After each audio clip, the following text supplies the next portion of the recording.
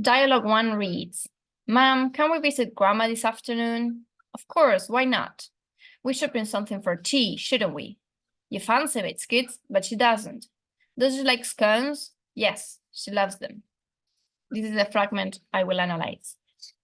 In terms of tonality, I divided this fragment into 5 IPs. The first one, we should bring something for tea.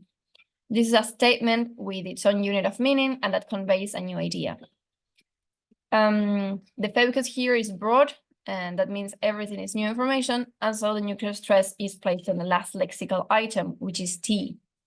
The tone is falling because statements are usually said with a falling tone, and there's no special reason for the speaker to use another tone here.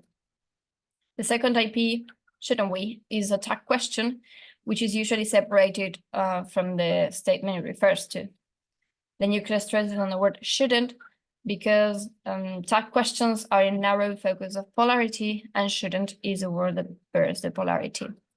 The tone is falling because the speaker expects the listener to agree with them. The third IP, you fancy biscuits, it has its own unit of meaning and presents a new idea.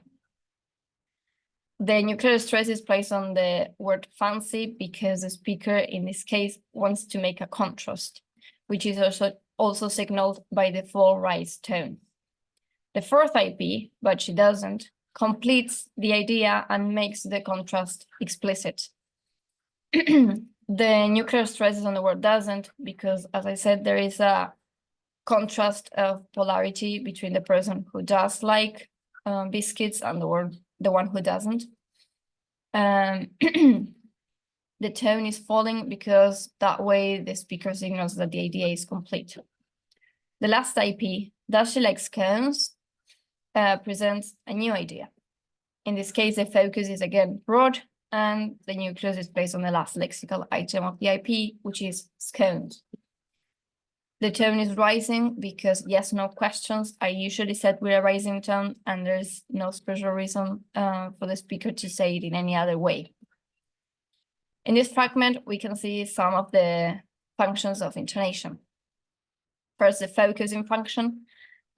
With stress placement, we could emphasize words that convey new information and also emphasize words that we want to contrast. And the discourse function, through which by tone, we could signal that our idea was complete and also that it was the other speaker's turn to talk. Thank you.